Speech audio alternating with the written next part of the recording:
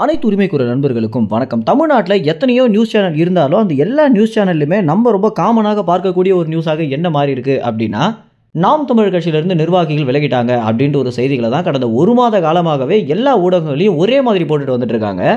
இந்த அளவுக்கு நாம் தமிழர் கட்சி மேலே இவங்களுக்கு என்னதாண்டா காண்டு அப்படின்னு பார்க்கும்போது தான் இது முழுக்க முழுக்க திமுக பாஜகவுடைய சதிவேலை அப்படின்னும், எல்லா நியூஸ் சேனல்களுமே நிச்சயமாக திமுக பாஜக பார்த்தீங்கன்னா தங்களுடைய ஆட்களை வச்சிருக்காங்க அப்படின்னு நம்ம அனைவருக்குமே தெரிஞ்சிருக்கும். அவங்க மூலம் செய்யப்பட்ட ஒரு வேலை தான் இந்த ஒரு விஷயம். அதாவது நாம் தமிழர் கட்சி பலவீனமாக மாறிட்டு வந்துட்டு இருக்காங்க அப்படின்ற ஒரு விஷயத்த மக்கள் மனசுல ஆழமாக பதிய வைக்கணும் அப்படின்ற காரணத்துக்காக தான் நாம் தமிழர் கட்சியிலிருந்து நிர்வாகிகள் விலகுறாங்க அப்படின்ற ஒரு செய்திகளை பரவலாக போட்டு காட்டப்பட்டு வந்துட்டு இருக்கு.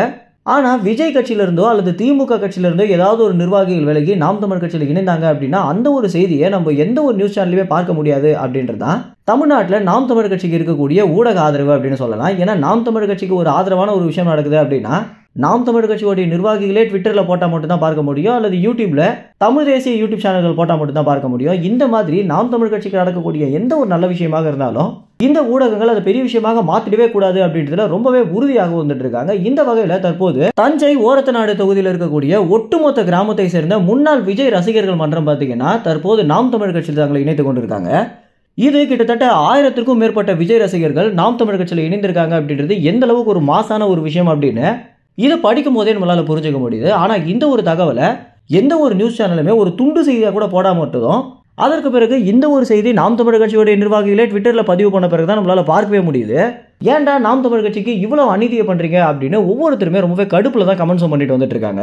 விஜயுடைய ரசிகர் மன்றத்திலிருந்து ஒரு 1000 பேர் நாம் தமிழர் கட்சியில் இணைந்திருக்காங்க அப்படின்றது எவ்வளவு பெரிய ஒரு விஷயம் அப்படின்னும், இதுவே நாம் தமிழர் கட்சியிலிருந்து ஒரு 50 பேர் விலகி விஜயோட கட்சியில் இணைந்ததற்கு பாலிமரும் தந்தியும் எவ்வளவு கூவி இந்த நியூஸை மக்கள் மத்தியில் போட்டு காட்டாங்க.